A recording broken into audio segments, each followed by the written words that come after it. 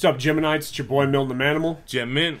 We're here for recent reads on Teenage Mutant Ninja Turtles, Volume 7. Is that right? If you're watching Volume 7, you're probably reading along. So we will talk spoilers in this, right? No one's going to watch Volume 7 to figure out if they like it or not. Yeah. So stay tuned.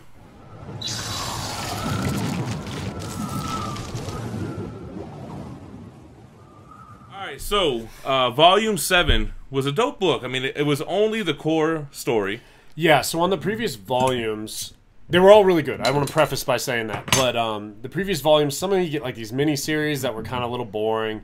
And like, I'm not a fan of the April O'Neil, Casey Jones. That one was horrible. That was the worst by far. And in this book, their interactions is what I hate the most. Yeah, it was a little teenage angst kind of going on there. But yeah, so it's just straight issues, what, 51 through 64 of Teenage Mutant Ninja Turtles ongoing series. So this follows up right after Donatello gets his body back. He was in that metalhead robot. Right. He gets his consciousness back. It's also after the death of Shredder. Death of Shredder. Krang he's imprisoned in Dimension X. Right. So the Bunro Island, how do you pronounce that, right? Bunro? Yeah. Is it? Bunrao? Bunrao Island has been terraformed by the Technodrome. So they have a little story about the captured Utroms that they bring back to life, and then Leatherhead comes through. Burnout Island. Burnout. Yeah. Yeah, so it seems like they're kind of setting up. We know that Krang comes back, and they kind of introduce some other Utrom like leaders, and it looks like this is kind of a setup for probably the return of Krang here shortly. But the primary theme of this whole book is it's really about Splinter taking over the Foot. Yeah, the Foot Clan, and the ramifications of that. And Michelangelo is the biggest thorn in the side to that whole thing, I guess. I don't know. Yeah, he's not with it. He's not a fan of the fact that they now run the Foot Clan. Even though the Foot Clan is not the same clan with Splinter being the master of it, it's just tradition, right? You kick Shredder's ass, and now you're the head dog, right? Well, yeah, and also, you know, you have to kind of remember Splinter was a part of the Foot Clan when he was a human back in the day, and it wasn't always bad. Shredder kind of put it on the wrong path. So that's where my beef was with Michelangelo a little bit. I thought Michelangelo was being a little stubborn. Yeah. And I was kind of like, really, just roll with your family. Like, your Splinter's not going to lead you wrong. You know what I mean? True, but as the book goes on, Splinter does kind of do some dodgy stuff. The last issue, the cliffhanger on this is that, I guess, spoiler alert, he has his assassin kill, who was it? Some new bad guy. Oh, yeah, the guy... the Street Phantoms. The guy who's the boss of the Street Phantoms. He has Harold and his wife, we find out, the inventor, they call her, that he has them both captured. Right. So Splinter puts the hit on him, man. Kills him. Yeah, and so, you know, the other big thing is Splinter realizes that someone has to step in and lead the Foot Clan, or else there's going to be a vacuum. And that's kind of what happens when you see these new Street Phantoms, this new villain group show up. It's because there's this power vacuum, and it allows new people. Yeah, Splinter gets it. Splinter's like, he's even saying, like, we got to run this city. Like, right. somebody got to run it, and it's either us or them. So at the end, they get Casey Jones takes over the Purple Dragons, which he basically kicks everyone's ass. Yeah, like, beats them up, yeah. How old is this guy still?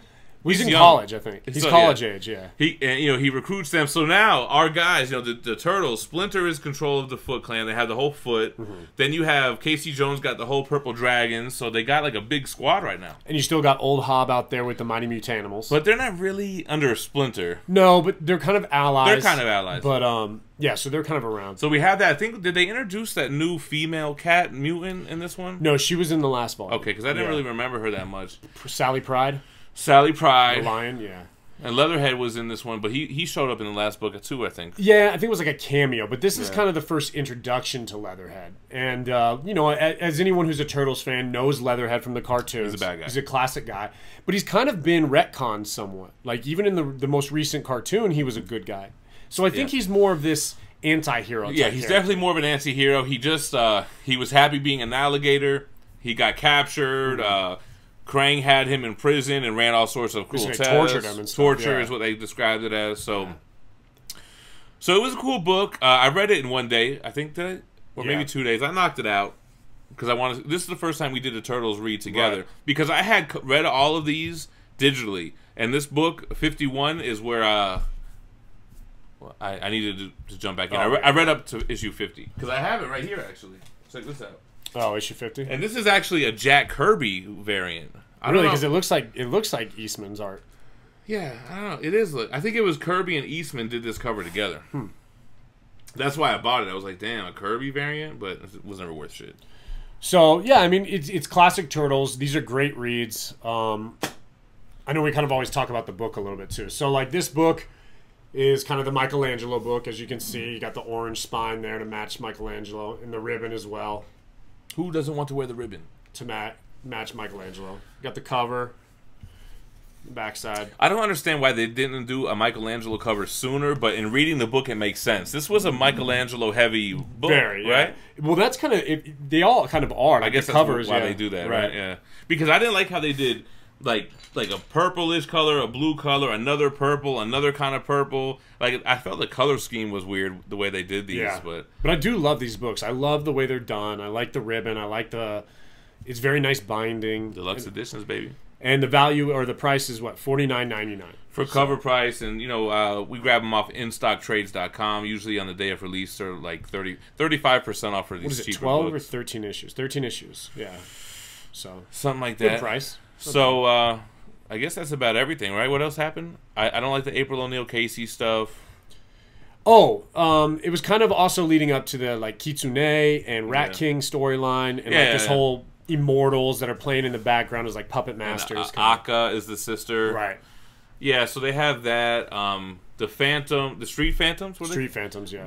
We finally have technology to be able to hurt them when they're cloaked and all that stuff. So they're basically getting their asses whooped right now. So what's going on next, right? What's this leading into? It kind of felt like this volume was somewhat more of like a intermission, if you will. It was like, yo, let's set the tone for what's going on first. Well, what's going to happen? New villains. We're getting our villains back. All the Turtles are going to go against Splinter now after they saw that end. Yeah, well, so Splinter even kind of says it was one of those things where he's like, he did it on purpose. He did it on purpose to push them away because he wants to keep them safe, type situation.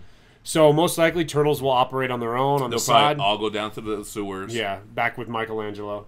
Yeah, and Krang will come back because we know issue 75 what happens with Krang. I don't know. Yeah, remember we gave away that issue. This thing. Yeah, I don't really remember what it was though.